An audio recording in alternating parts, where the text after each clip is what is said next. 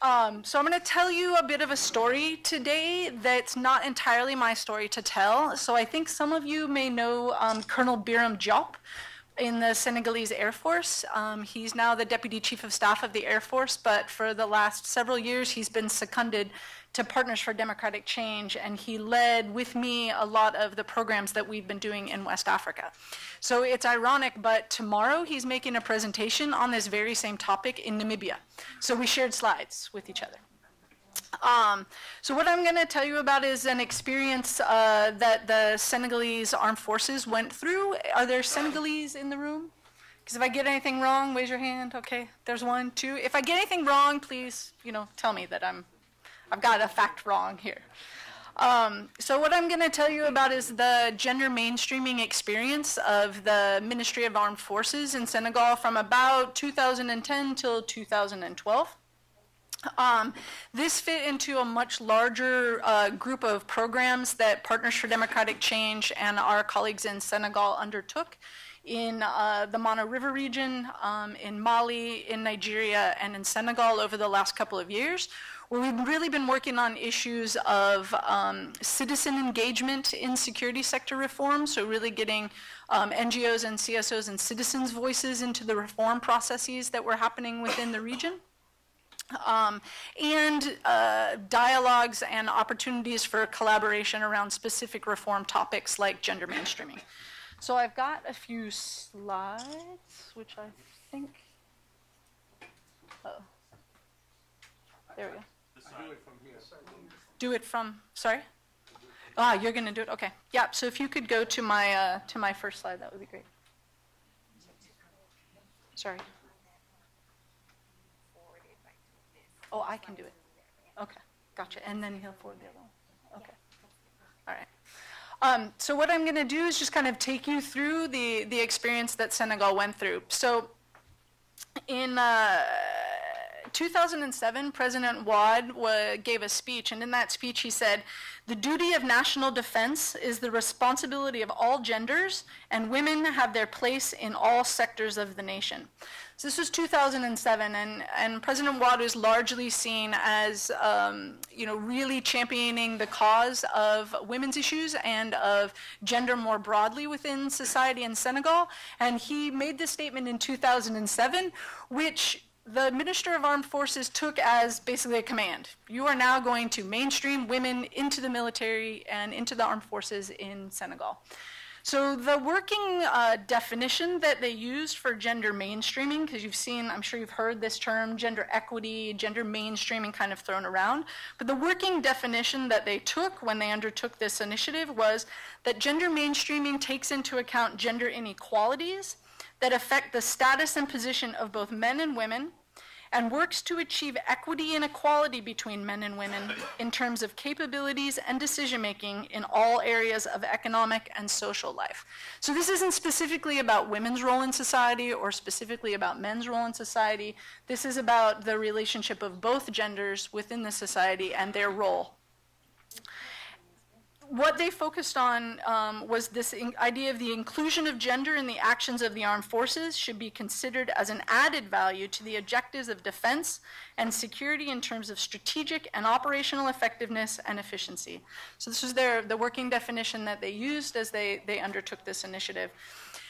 There was a Marine Corps general who came to visit Senegal, and she gave a speech, and she said, I'm a Marine, I'm not a female Marine.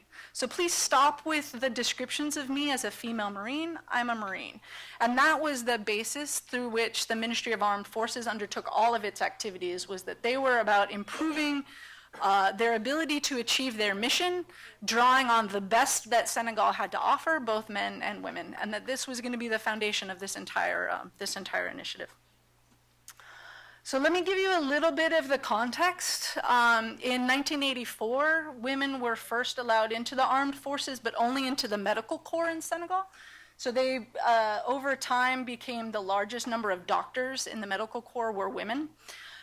In 2006, they were recruited into the police force, and currently they sit at about 4%, which is quite low.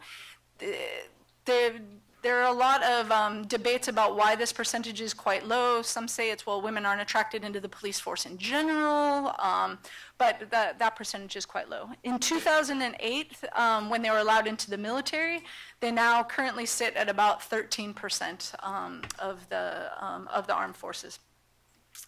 In 2010, Colonel Diop was approached at an ACSS event in Lisbon by the Minister of Armed Forces, and he said, you know, this gender thing, we're not quite sure we're doing it very well. We're having some problems with the recruitment and the retention of women and morale and attitudes within the armed forces. We hear that you've been working with this NGO called Partners for Democratic Change. Could you maybe help us with this issue? So Biram, ever the problem solver, said, sure, no problem. We will, we'll see what we can do to help out with this issue. So what he launched in 2010 and what we worked on together was a gender mainstreaming process that took place over a number of years. And it started with the development of a multi-stakeholder platform that included civil society representatives, government representatives, and people in uniform to really try to dig deeper into what the actual issues were that were impacting the retention of female soldiers and the recruitment of female soldiers, but also what were the ways in which the Senegalese military needed to kind of transform its thinking about its missions and its roles for its soldiers that could make much better use of both men and women within the armed forces. So there's a number of pictures up there of, I don't know if anybody can see, but Colonel Diop's over there in the corner. We worked with ACSS and did an event as part of the mainstreaming process. So you can see a number of folks in uniform there. The process that we undertook over the 2 years of the program, hopefully you guys can see this. I'm going to make sure, we have a case study written about this that's about 10 pages long that I'll make sure is circulated to everyone. But the way the process worked was they did first a gender audit. So they looked at what was the status within the legal framework, what was the status within the current troop structure, the way their missions were defined. So they did an overall gender audit. And then this led to their realization that a lot of the documentation that underpinned the policies had been written in the 1960s.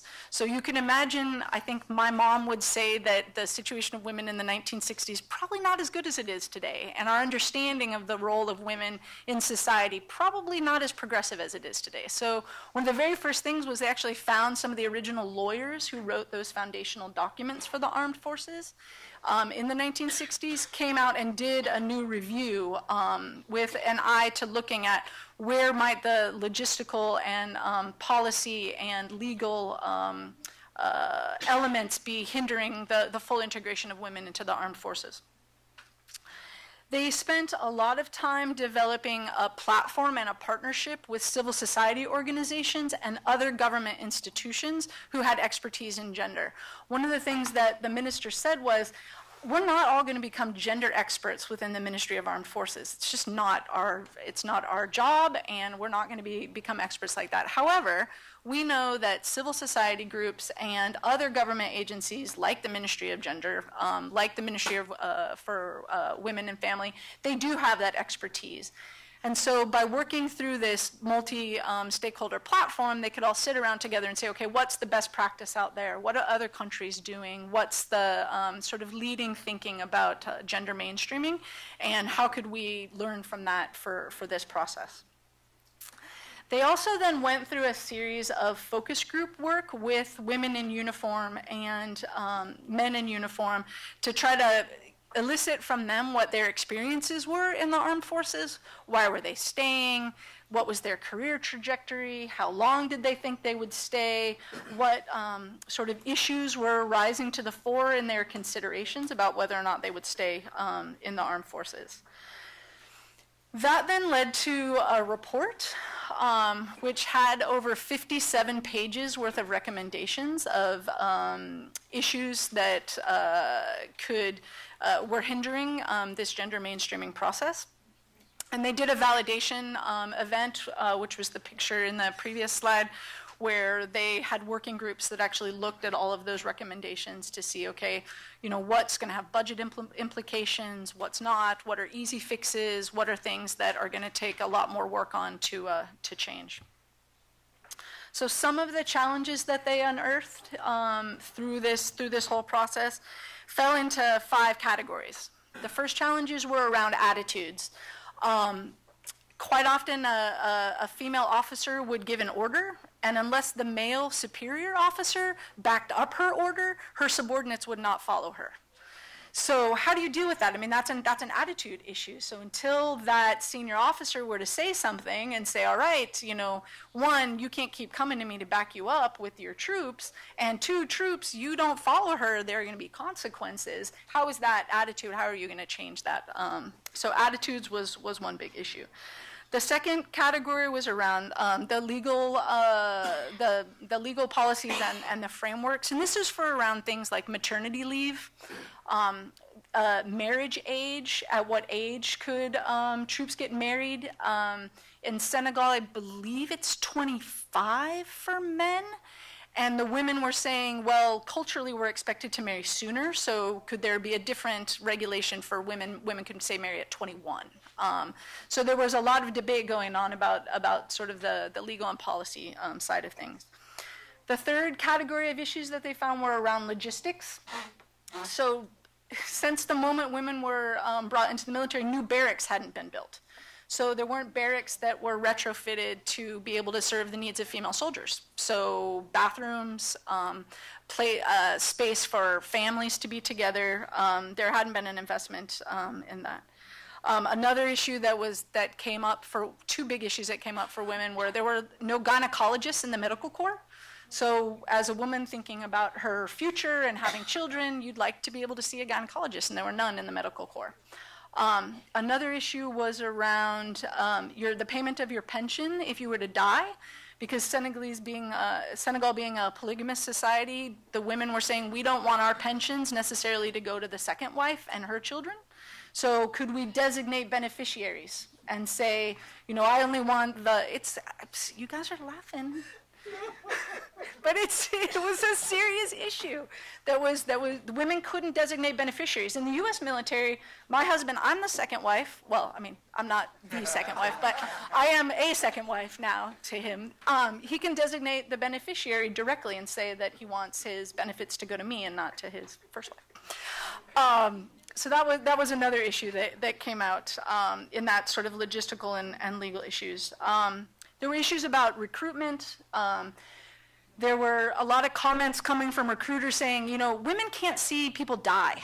They're just too sensitive. You know, they really can't see people die. And so we don't want, they can go into the finance, they can go into human resources, they can go into those tracks within the military. But what about women doctors? They see people die all the time. So what's this issue about, you know, women can't see people die? We see people die. So that was another issue around recruitment and training. There was also not a very strong cadre of other women leaders who had risen through the ranks in a strong association that could serve as support for and role models for the new recruits that were coming into the military. I've been to Senegalese military events, and I know there's a very strong sense of camaraderie and of mutual support, whether you went to military school together, you know, what unit you were in, the reunions you have, the dinners you have, you take care of each other's families, and the women needed to be able to participate in those kind of social and professional associations in order to advance within the armed forces. Some of the outcomes, which I thought were quite interesting from this experiment over those several years, was that there was a realization by the armed forces that this platform could be applied to any issue. They were applying it to gender mainstreaming, but this idea of putting together a temporary structure like a platform could be applied to things like human rights issues. It could be applied to the protection of children. It could be applied to 1325 more broadly. It really took the demonstrated political will of the minister and the chief of defense staff to make sure that this happened. It took the commitment that even though these concrete actions were going to cost money, that they were going to reallocate funds from within in their budget to pay for it. Everything has a cost. Every change is going to have a cost. Leaders at many different levels were empowered to participate in the program and to provide their input. It leveraged external expertise. I don't know if you recognize this is Madam Njai, who was former minister. She was a member of the platform and one of the leaders in the platform. And it created this atmosphere that, hey, we're, as a country, our armed forces are very well respected, very well thought of. People clamor to join the armed forces in Senegal, and we can still transform and change and improve and make progress. I'm going to end on a couple of pictures. This would not have been possible without these three people. So you've got Colonel Biram Diop on the left, you've got General Lamine Cissé in the center, and Madam Njai on the right. Those three people together were the real champions that worked with the ministry to make this all happen. I feel very privileged to have worked with them, and I feel like I was a worker bee that, you know, they identified a problem and a challenge that needed to be addressed, and my role was to help make this happen. Thank you.